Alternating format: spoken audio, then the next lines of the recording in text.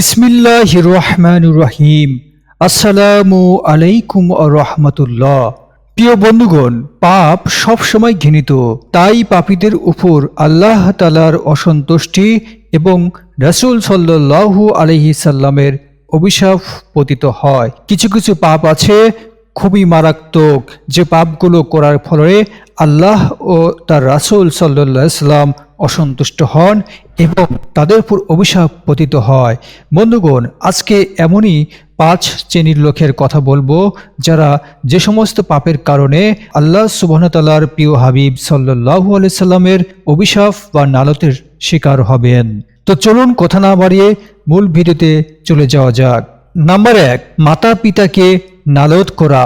আবু তুফাইল আমির ইবনে ওয়াসিলা রহমতুল্লাহ থেকে বর্ণিত, তিনি বলেন, আমি আলী ইবনে আবি তালিব রাদিয়াল্লাহু তাআলা আনহুর কাছে উপস্থিত ছিলাম।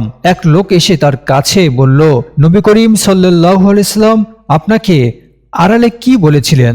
বর্ণনাকারী বলেন, তিনি রেগে গেলেন এবং বলেন, নবী করিম সাল্লাল্লাহু আলাইহি সাল্লাম লোকদের কাছ থেকে গোপন রেখে আমার নিকট একান্তে কিছু বলেননি, তবে তিনি আমাকে 4টি বিশেষ শিক্ষণীয় কথা বলেছেন। বর্ণনাকারী বলেন, এরপর লোকটিকে বলল, হে আমিরুল মুমিনিন, সে 4টি কথা কি? তিনি বলেন, 1, যে লোক তার পিতামাতাকে অভিসম্পদ করে আল্লাহ তাকে অভিসম্পদ করেন। 2, যে লোক আল্লাহ ব্যতীত ভিন্ন কারো নামে পশু জবাই করে আল্লাহ তার উপর অভিসম্পদ করেন। 3, ওই ব্যক্তির ওপর আল্লাহ অভিসম্পদ করেন যে কোনো বিদাতি লোককে আশ্রয় দেয়।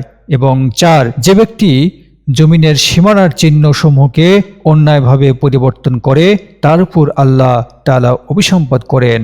বন্ধুগণ, তাই আমরা পিতামাতার এই নালত সম্পর্কে সজাগ থাকব।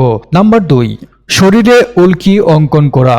আব্দুল্লাহ বিন মাসউদ রাদিয়াল্লাহু তাআলা আনহু থেকে বর্ণিত, আল্লাহ তাআলার অভিশাপ বর্ষিত হোক সেসব নারীর ওপর যারা শরীরের উল্কি অঙ্কন করে এবং যারা অঙ্কন করায়, আর সেসব নারীর ওপর যারা চুল ভ্রু তুলে ফেলে এবং সেসব নারীর ওপর যারা সৌন্দর্যের জন্য সম্মুখের দাঁত কেটে শুরু করে দাঁতের মধ্যে ফাঁক তৈরি করে, যা আল্লাহ তাআলার সৃষ্টির মধ্যে পরিবর্তন আনে। বর্ণনাকারী বলেন, আমি কেন তার উপর অভিশাপ করব না যাকে নবী করিম সাল্লাল্লাহু আলাইহি সাল্লাম অভিশাপ করেছেন। আর আল্লাহর কিতাবে আছে, রাসূল সাল্লাল্লাহু আলাইহি সাল্লাম তোমাদের যা দেয় তা গ্রহণ করো। প্রিয় বন্ধুগণ, আমাদের সমাজে অনেকেই আছে এমন শরীরে উল্কি অঙ্কন করে, উল্কি অঙ্কন করা পছন্দ করেন, আর এদের উপর আল্লাহ সুবহানাহু ওয়া তাআলা তার প্রিয় হাবিব সাল্লাল্লাহু আলাইহি সাল্লাম অভিসম্পদ করেছেন। তাই আমরা এই ধরনের গুনাহের কাছ থেকে আমরা নিজেকে হেফাজত রাখব। নাম্বার 3, মাদকের সাথে ব্যবসা করা। আনাস ইবনে মালিক রাদিয়াল্লাহু তাআলা আনহু বলেন, মদের সাথে সম্পৃক্ত 10 শ্রেণীর লোককে রাসূল সাল্লাল্লাহু আলাইহি সাল্লাম অভিসম্পদ করেছেন। এরা হলো মদ তৈরিকারী, মদের ফরমাশকারী, মদ পানকারী, মদ বহনকারী, যার জন্য মদ বহন করা হয়, মদ পরিবেশনকারী, মদ বিক্রেতা, এর মূল্য ভোগকারী, মদ ক্রেতা এবং যার জন্য মদ ক্রয় করা হয়, এই সমস্ত ব্যক্তির উপর অভিসম্পদ। তাই আমরা এই ধরনের মাদক ব্যবসা থেকে নিজেকে বিরত রাখব। এবং নাম্বার 4, সুদের সাথে সম্পৃক্ত থাকা। যারা সুদ কারবারির সঙ্গে নিজেকে সম্পৃক্ত করে তাদের প্রত্যেকের ব্যাপারে রাসূল সাল্লাল্লাহু আলাইহি সাল্লাম এর অভিশাপের ঘোষণা এসেছে। সাহাবী জাবির রাদিয়াল্লাহু তাআলা আনহু থেকে বর্ণিত, তিনি বলেন, রাসূল সাল্লাল্লাহু আলাইহি সাল্লাম নালত করেছেন সুদখোরের উপর, সুদদাতার উপর, এর লেখকের উপর ও তার সাক্ষী দুজনের উপর, এবং বলেছেন এরা সবাই সমান। তাই আমরা সুদের সাথে সম্পৃক্ত সমস্ত কারবারি থেকে নিজেকে বিরত রাখব। এবং নাম্বার 5, নারী পুরুষ অভিন্ন পোশাক পরিধান করা। ইসলামী শরিয়াতে নারী ও পুরুষের স্বতন্ত্র পোশাক পরিধানের ব্যাপারে গুরুত্ব আরোপ করা হয়েছে, আর যারা এই বিধান লঙ্ঘন করবে তাদের ব্যাপারে হাদিস শরীফে চরম নিন্দার ঘোষণা এসেছে।